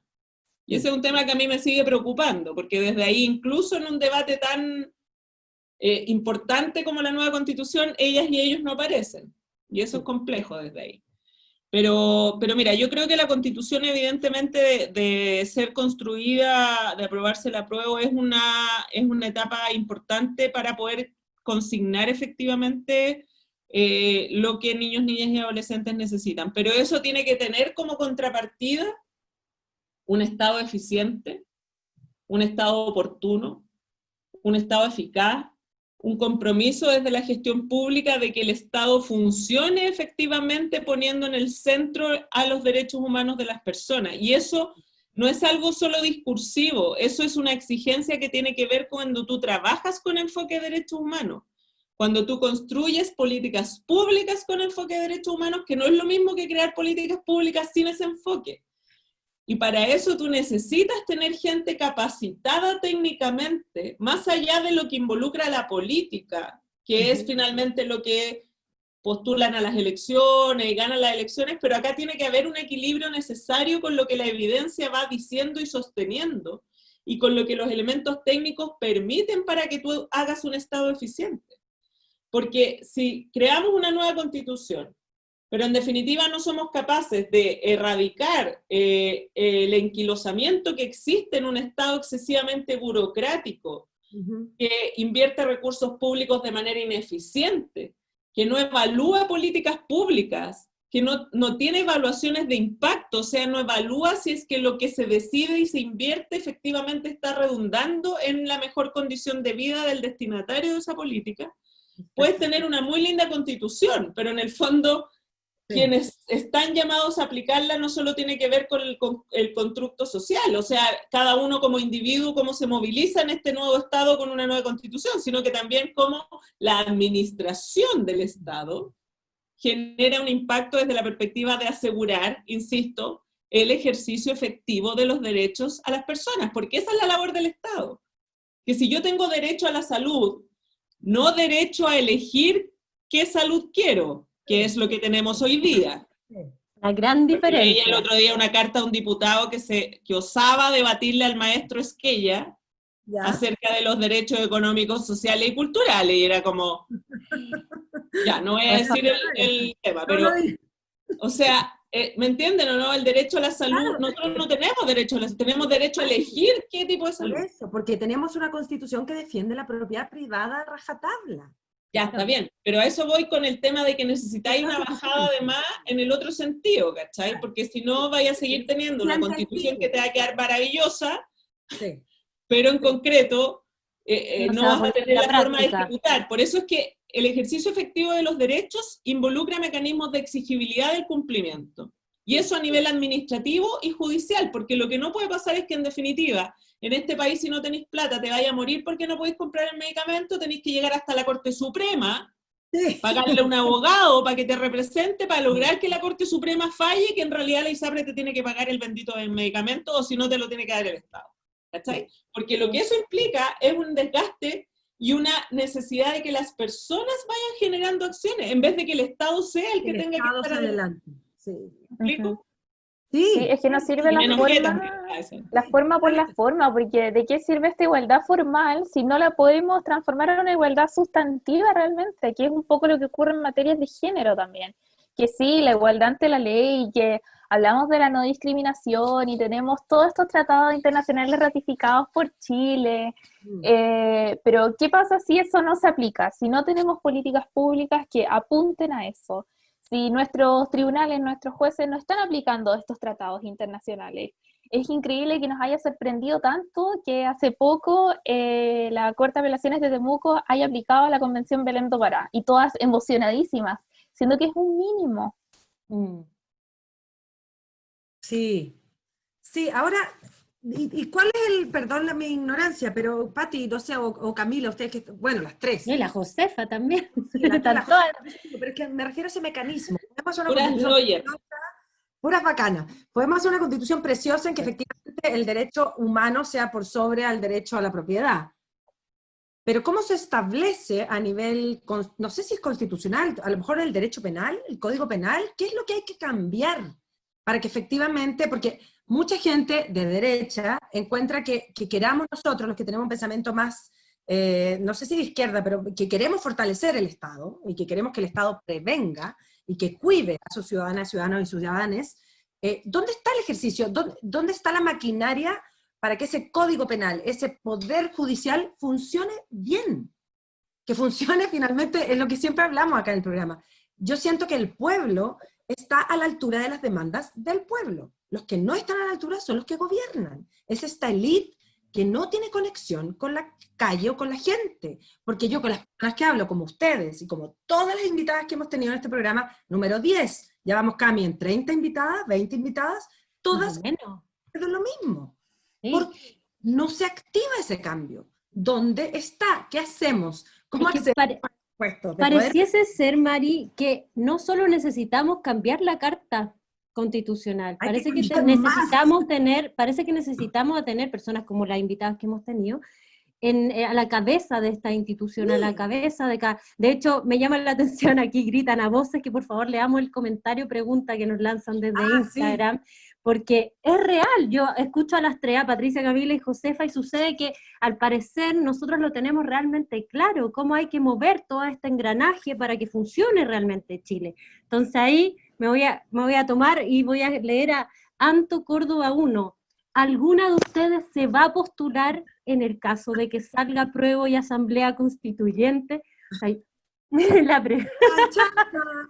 Claro, a mí también me pasa y me empiezo a como... No, dice la Pati que no. Cami tampoco. Cami tampoco. Es chiquita. Cotineja. ¿Cómo cambiamos este mundo? Soy chiquita. ¿Cómo las necesitamos arriba, las necesitamos representándonos, porque es impresionante, lo que dice la Mari es radical. Al parecer no se trata, bueno, Patti lo dijo, no se trata de cambiar solamente la Constitución, se trata que también todas las instituciones hay que renovar acuerdos, se podría decir. Es que por eso yo hablo de la gestión del Estado, porque cuando tú hablas de mecanismos de exigibilidad, que tiene que ver con el ejercicio de los derechos, cuando tú te comprometes, más allá de la visión que tengas del Estado, porque efectivamente hay visiones distintas del rol del Estado, está claro que hay una visión que cree que el Estado es netamente subsidiario y es lo que ha pasado de manera brutal en relación con infancia en este país. Sí, yo particularmente en relación con la infancia me parece que el Estado tiene que ser mucho más presente. En otros ámbitos el tema privado en realidad me parece que es una necesidad también, o sea, yo creo que acá una postura que diga solo Estado, por lo menos a mí no me convence, desde ningún punto de vista. Pero sí hay tópicos en los cuales el Estado necesita ser mucho más fuerte, mucho más presente y mucho más anticipatorio de cosas para prevenir, que es lo que hemos ido hablando durante el programa. Ahora, el tema está puesto en que cuando hablamos de mecanismos de exigibilidad, eso demanda de una gestión eficiente del Estado. ¿Por qué? Porque si estamos hablando, por ejemplo, del derecho a la salud, del derecho a la educación y de derechos económicos, sociales y culturales, que además siguen siendo vistos por muchos como si fueran de segunda categoría, como si fueran inferiores a los derechos civiles y políticos, cosa que no es real por lo demás, porque son tan derechos humanos como los derechos civiles y políticos, solo que surgen en el devenir histórico con posterioridad, digamos, y por eso es que se evoluciona en ese sentido, y por eso es que en derechos humanos tú tienes la prohibición de regresividad. Cuando ya has avanzado en la concesión y el reconocimiento de derechos, no puedes retroceder en eso, ¿no? Pero desde ese punto de vista, ¿qué es lo que necesitáis? Por ejemplo, acá tenemos ¿cuántas superintendencias en este país? No sé. Ya, no tengo idea. Sí. Son muchísimas. ¿Funcionan realmente para asegurar el derecho a la educación?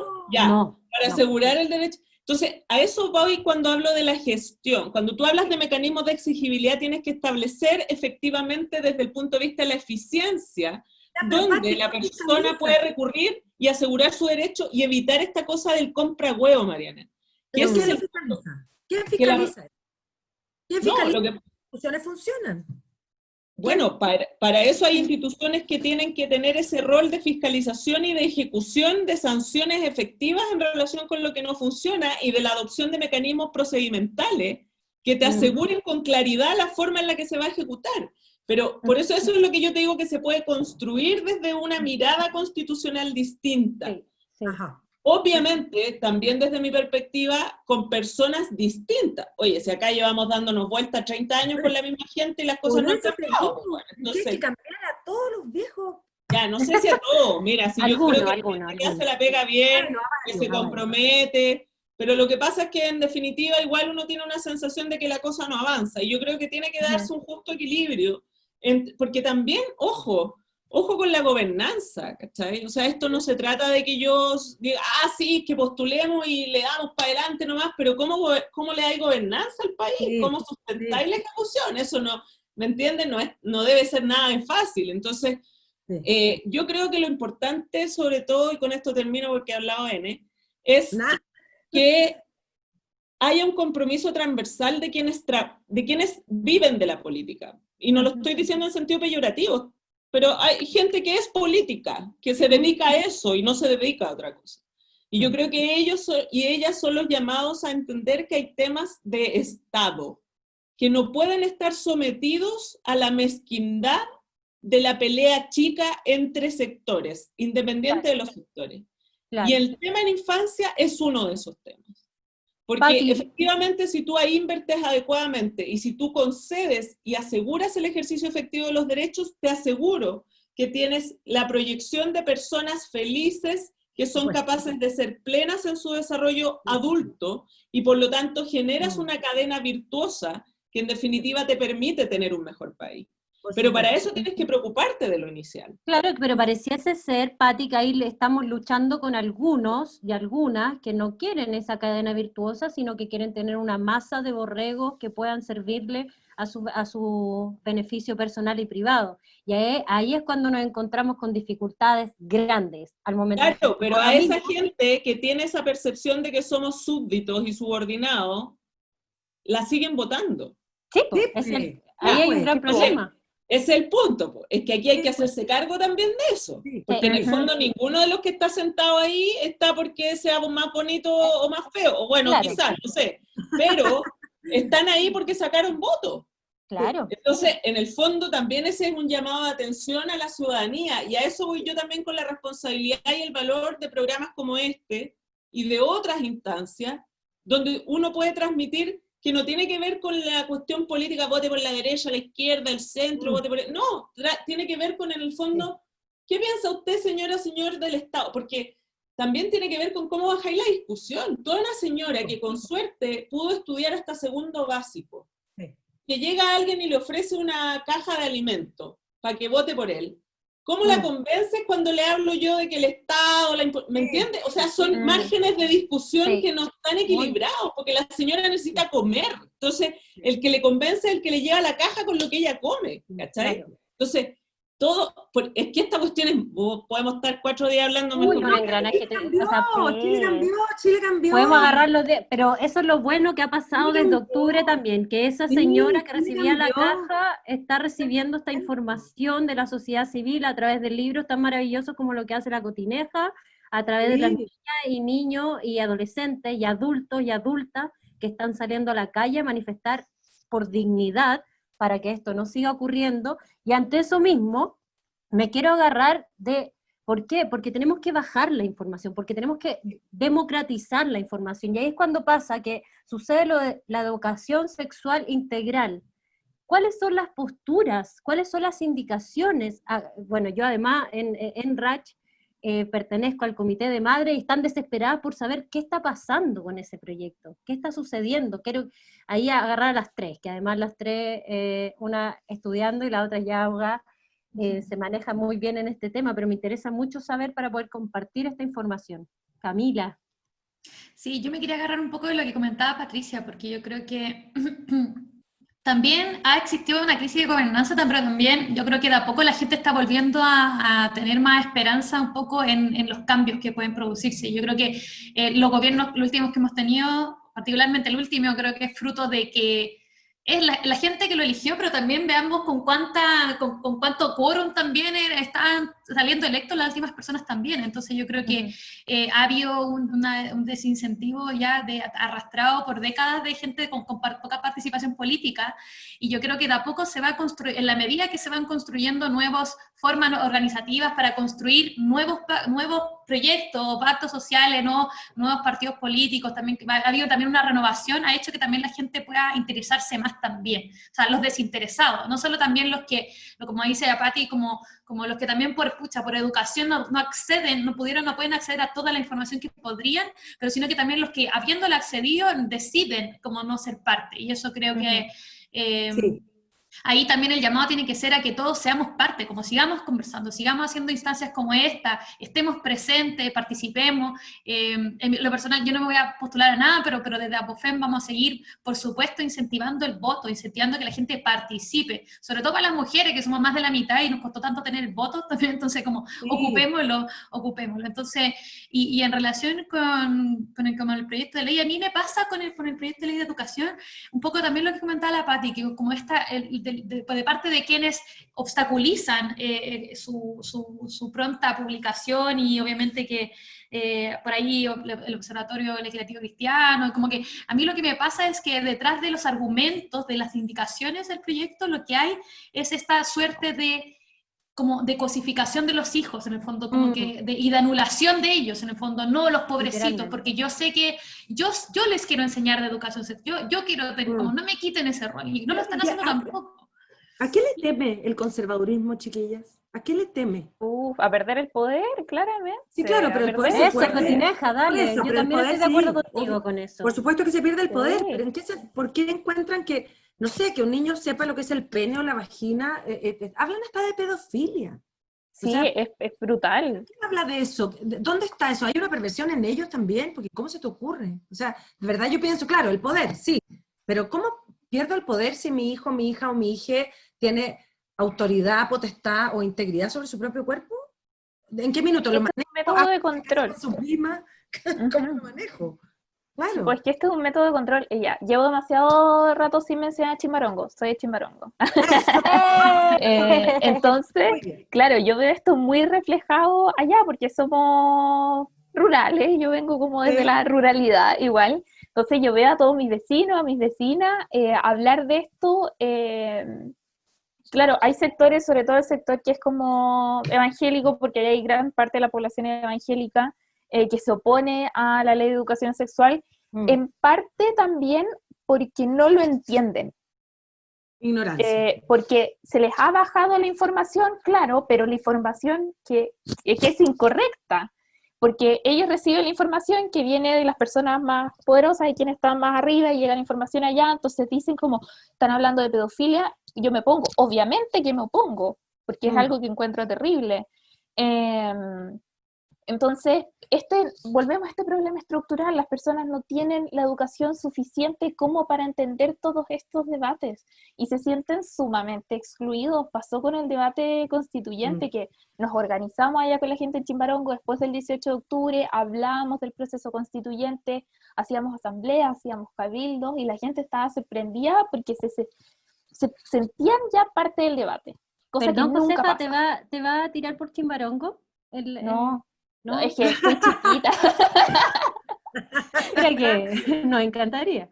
Es que no siento que sea una persona que esté como preparada para ese tipo de cosas. Porque nuevamente estoy chiquita y creo que hay otras cosas en las que sí puedo aportar a mi comunidad, que eso es lo que me interesa. Yo siempre digo que quiero volver a Chimbarongo y trabajar por mi gente, obviamente. Porque veo todos estos fenómenos de que la política ya no llega prácticamente. La gente va a votar y vota siempre por los mismos porque no aparece más gente, porque estos mismos sectores no permiten que aparezca más gente, y es un círculo vicioso. O sea, podríamos atender a que hay un trabajo territorial que hay que hacer. Que hay que hacer un puerta a puerta. Y en ese sentido me pregunto, ¿cómo las feministas podemos influir en este trabajo territorial para abordar los temas con respecto a niñas, niños y adolescentes? Haciendo cabildo con niños, niñas y adolescentes. Con ellos. Creamos una metodología de participación de niños, niñas y adolescentes que está en nuestra web. ¿Lo usamos en Chimbarongo? Para 4 grupos etarios, desde chiquitos hasta adolescentes, y es súper buena alternativa. Eso está súper interesante, Josefa. ¿Y cómo resultó? Es bacán porque las personas que estábamos como estos grupos en los cabildos que participaban personas que éramos muy jóvenes y adolescentes y las personas mayores. No estaba como intermedio de, no sé, como 40, 60 años, ya, esa gente como que no aparecía mucho. Entonces, guarda que hay ropa tendida. ese sector de la población no estaba presente, estábamos los que éramos más jóvenes que mayores, entonces estaban nosotros con nuestros hermanos chicos, nuestros sobrinos, y los mayores con sus nietos, la mayoría. Y estaban corriendo todo el rato en los cabildos, y nosotros decíamos como, son niños obviamente, pero ¿qué hacemos para involucrarlos también en la discusión? Porque también están viendo que todo esto lo están discutiendo las personas adultas, y también les generaba curiosidad, ¿y qué están haciendo? Entonces empezamos a buscar en internet, ¿ya qué hacemos? Encontramos la página de la Defensoría de la Niñez, y dijimos ya, acá tenemos que hacer algo, y claramente hubo un sector que se opuso un poco porque dijeron, están politizando a los niños, claro. chicos, pero claro, después entendieron un poco que esto trasciende esta política partidista, porque claro que es político, porque todo es político, pero trasciende la política partidista, y estamos hablando de sus derechos, de cuáles son sus necesidades, cuáles son sus aspiraciones también, y que es necesario tenerlas en cuenta. Porque somos estos sujetos sectores políticos, eso es lo que sí, y pasa no solo con las niñas, sino que también con los adultos mayores también. Sí. Que también se invisibilizan en esta sociedad productiva.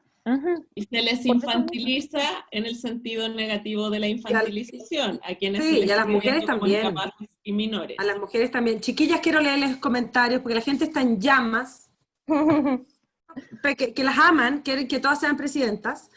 ¿Algún futuro marido por ahí? ¿Ah? ¿Algún futuro marido o pura feminista? ¿Futuro marido? Yo creo que pura futura marido. Oye, pero hay hombres, Chile cambió, vieja. Hay hombres feministas también, estamos allá. Sí, por eso.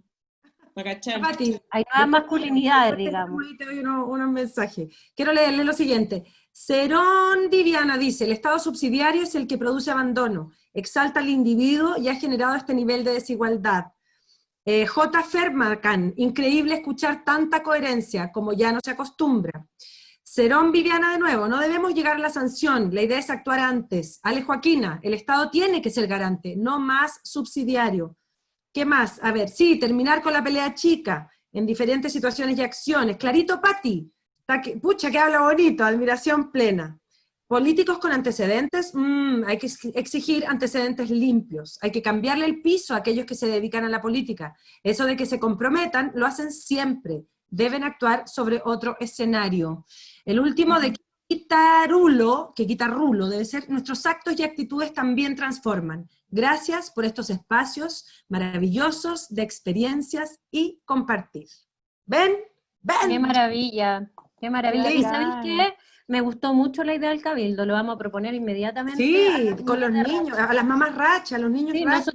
nosotras recién la semana pasada como comité iniciamos algo impulsado por los mismos niños, niñas y niñas de las mamás rach, que impulsamos unas cápsulas donde ellos hablaban sobre sus propios derechos. De hecho, se viene una próxima cápsula donde ellas van a hablar sobre mi cuerpo, mi territorio. Qué importante. Por ellas. Bueno, yo ofrezco para ese cabildo presencia de la defensora de la niñez ahí para saludar a las niñas. Qué rico, Pati, lo voy a tomar. Cabildo Niñas Rach. Y las niñas, quiero leerles el último, porque ya estamos cerrando, chiquilla, el programa. Polilla. Cuando hacía clases, tantas veces me preguntaban las apoderadas cómo lograba que ellas, me hicieran caso. Y yo simplemente les decía, los escucho. Oye, les quiero decir solo como dato que en el primer estudio de opinión de niños, niñas y adolescentes que hicimos como Defensoría de la Niñez, que es les preguntarles a ellas y a ellos y ellas, y no a los papás para que hablen por ellos, sí. Uno de los temas que más les interesa es educación sexual integral de calidad. Pero por supuesto. ¿Por qué? Porque ellos lo que necesitan es información fidedigna. Y ese es el tema más peligroso, que en lo que no está haciendo la educación hoy día, deja el espacio para que se llene de cualquier forma.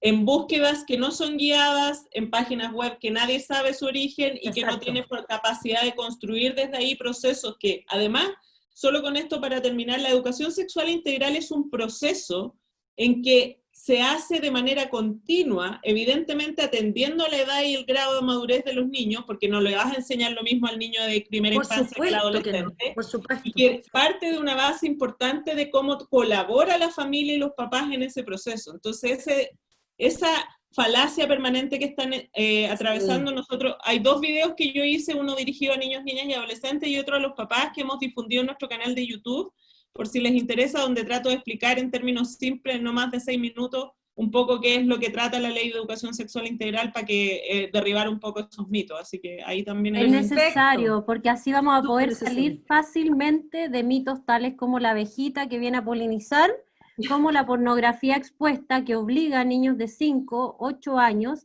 a sentir que tienen que rendir de una forma viril ante un acto sexual, que es algo brutal. O sea, acá el nivel de violencia va tanto para las niñas como para los niños sobre qué se espera de ellos y ellas a nivel sexual.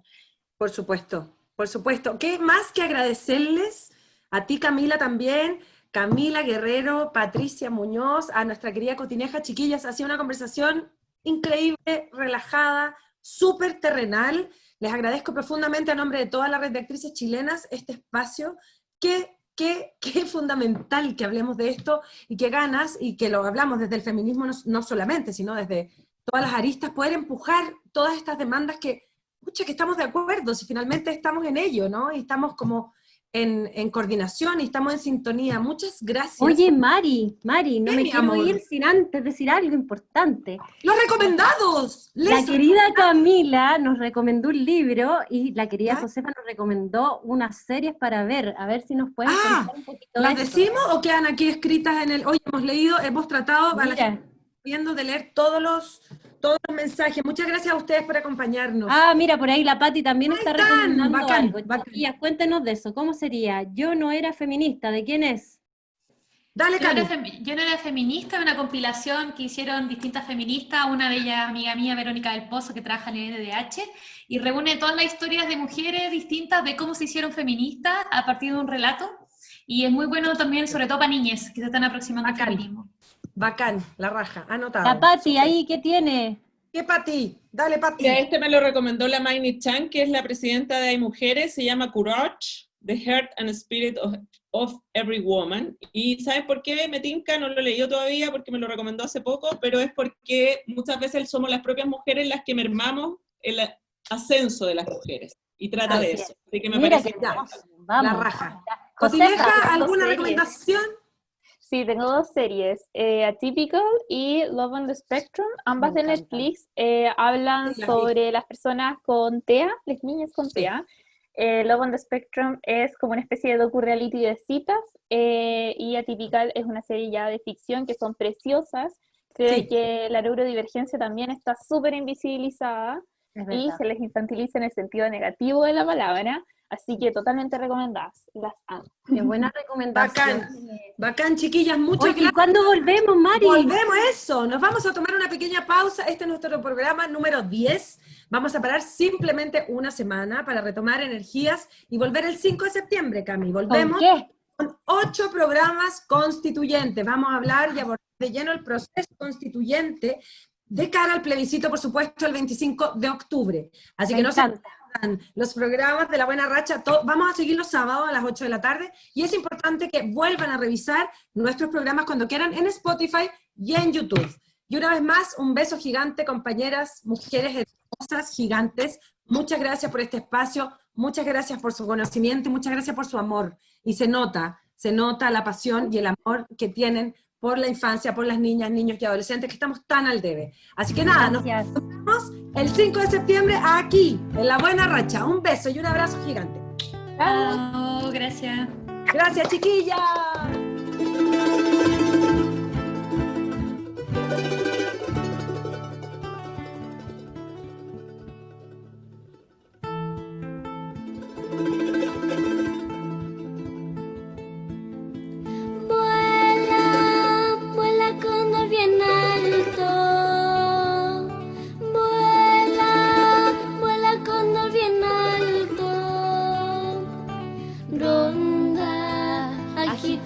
Tus alas, acechando el amor de tu enamorada.